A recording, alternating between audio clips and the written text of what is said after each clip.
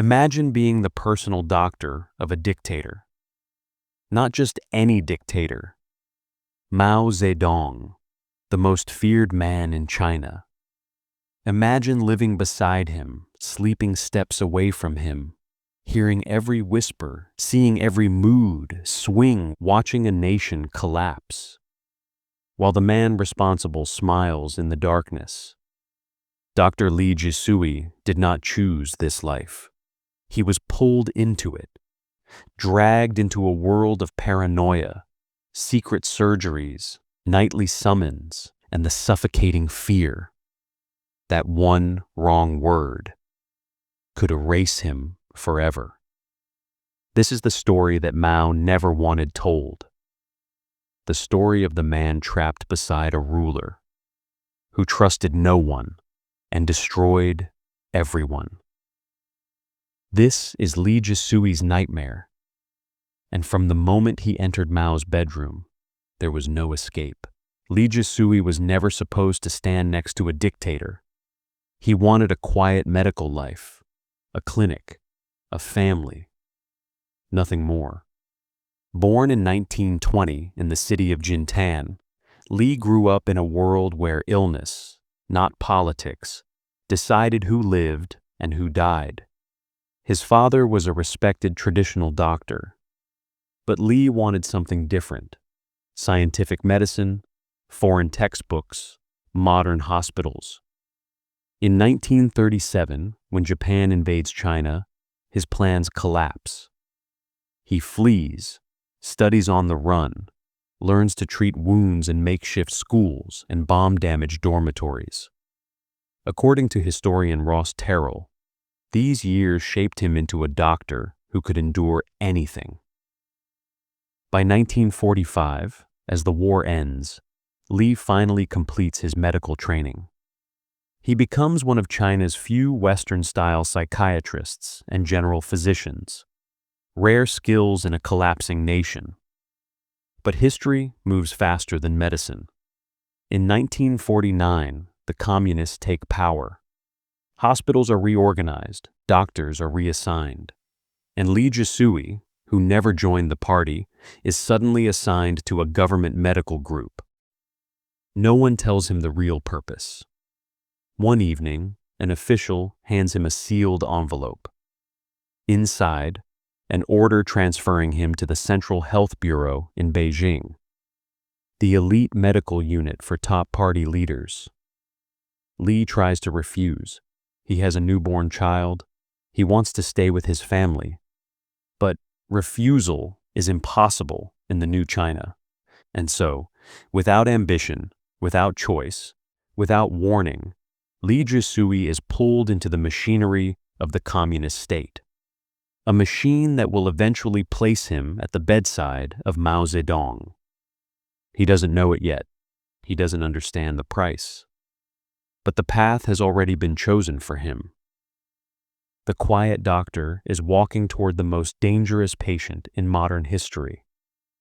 Li Zhisui does not choose to serve Mao. Mao chooses him. It begins in 1950, shortly after Li returns to Beijing from the United States. He is young, Western-trained, and politically clean, a rare combination, and that makes him useful. One evening, without warning, a black sedan arrives at his apartment. Two security officers step out. No explanation, no instructions, just one sentence.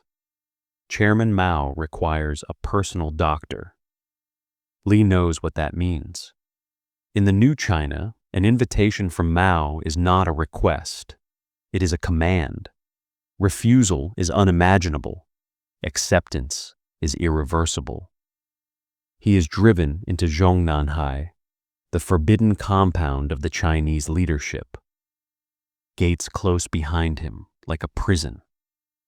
Inside, Li meets Mao's household staff. They speak softly, move cautiously, avoid eye contact. Everyone fears making a mistake. Everyone fears being noticed. Mao appears only when he wishes. Li's first examination is conducted in silence. Mao studies him, not medically, but politically.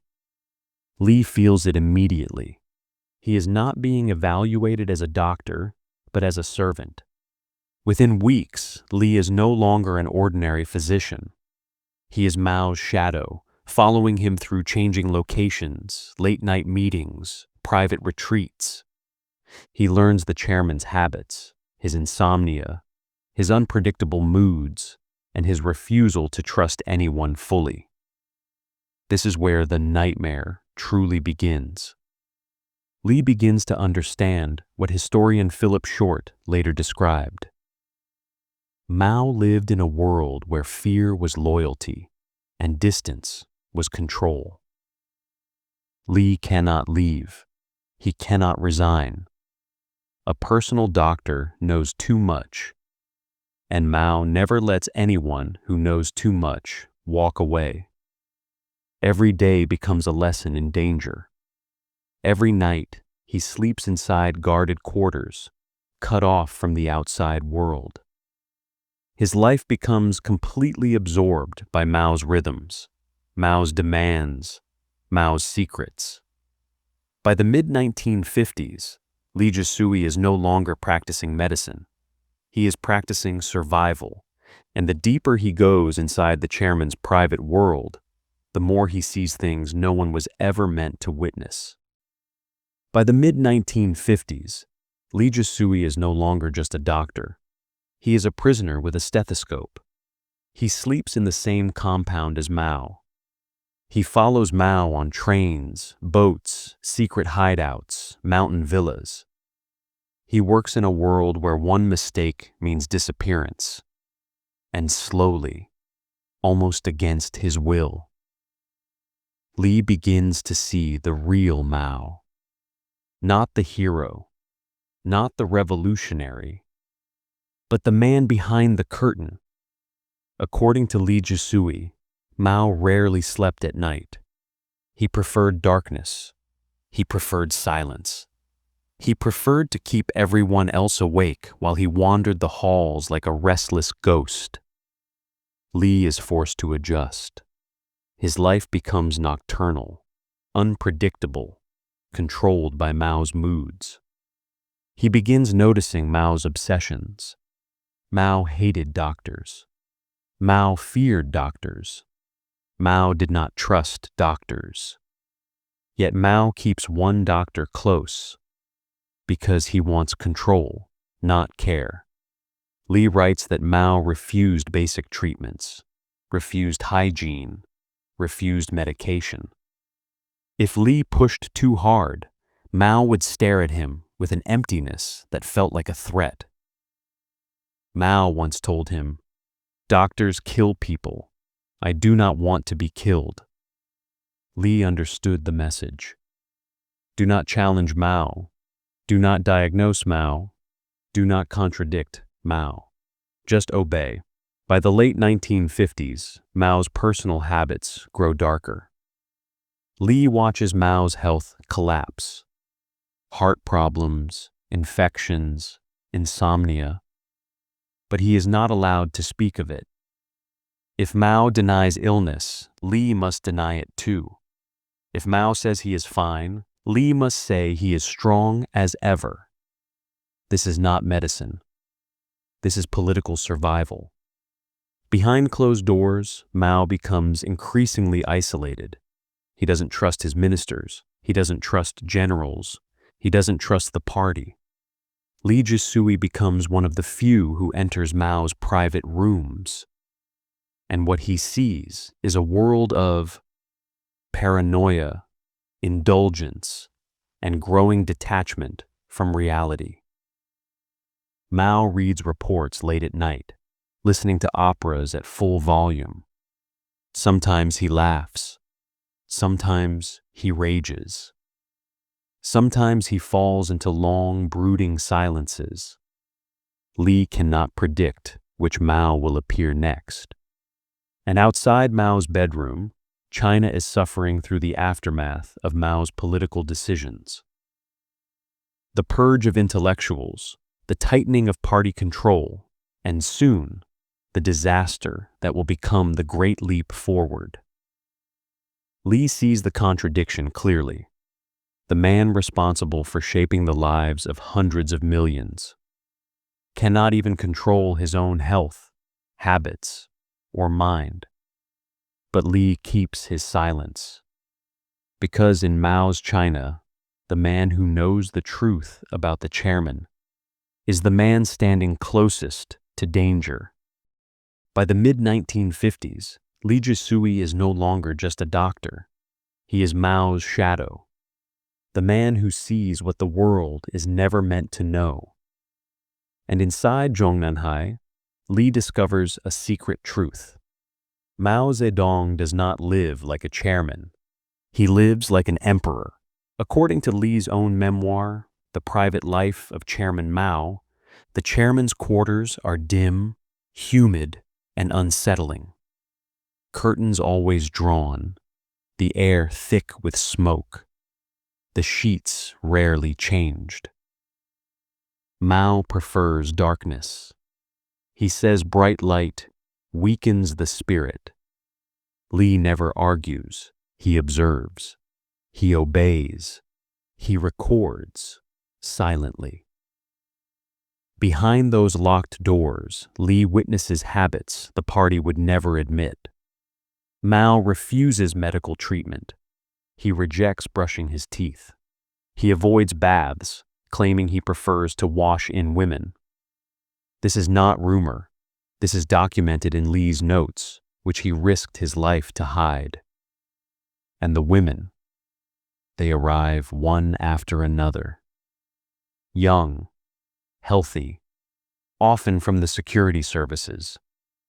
Their job is political, not intimate, to absorb the chairman's paranoia, to entertain him, to make him feel invincible. Li is forced to confirm Mao's sexually transmitted infections, then ordered never to treat the women. Only Mao. The chairman's body matters. The others are replaceable. This is Li's nightmare. He must protect a man who refuses to be protected. He must heal a man who does not want to be healed. During late-night meetings, Mao talks for hours about power, about purges, about enemies real and imagined. Mao does not fear death. He does not fear history. He fears only losing control. Li realizes something terrifying. He is the only person in China who truly knows the physical and mental state of Mao Zedong. That knowledge is dangerous. Too dangerous. If he makes one mistake, if he says one wrong word, if Mao believes, even for a moment, that Li knows too much, Li Zhisui will vanish like all the others. And every night, as he returns to his own small room in Zhongnanhai, Li asks himself the same silent question. How long can I survive in the shadow of a man who trusts no one? By the mid-1960s, Li Zhisui is no longer just a doctor. He is a prisoner with a stethoscope. Mao drifts deeper into isolation. His health worsens. Heart problems, lung infections, strokes. Li treats all of it in silence. But the chairman also demands things no medical training could prepare anyone for. Li must manage Mao's insomnia, Mao's chain smoking, Mao's refusal to let anyone clean his teeth, Mao's insistence on experimental treatments. That terrified the medical staff. According to Li's own memoir, The Private Life of Chairman Mao, he was ordered to deliver medicines in secret, destroy old health records, and hide every sign of weakness from the party. Mao trusted no one, but he wanted Li close enough to monitor him, close enough to report on others, close enough to never escape. As the Cultural Revolution rages outside, Li witnesses something even darker inside Zhongnanhai. He sees Mao running China, while half paralyzed by strokes. He sees Jung Chang manipulating the inner circle. He sees purges launched from a sickbed. He sees loyal officials fall one by one.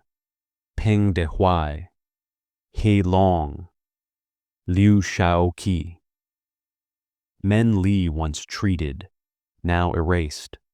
Every day, Li wakes up knowing that one wrong word could put him next on the list. By 1976, Mao's final year, Li is exhausted, scared, and broken. He watches Mao die slowly, organ by organ, breath by breath, surrounded not by love or loyalty, but by factions preparing for the power struggle to come. Li keeps his face calm, his voice steady, his hands controlled. But inside, he understands. He has spent 2 decades trapped beside a man whose paranoia consumed a nation and almost consumed him. When Mao finally dies on September 9th, 1976, Li does not feel freedom. He feels danger because everyone who served Mao has secrets, and Li Zhisui carries more than anyone alive. Mao is dead. Li Zhisui is free, but freedom feels nothing like he imagined.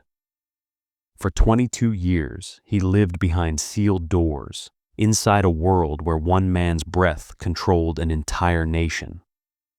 Now Li walks through the streets of Beijing like a ghost who has outlived his purpose.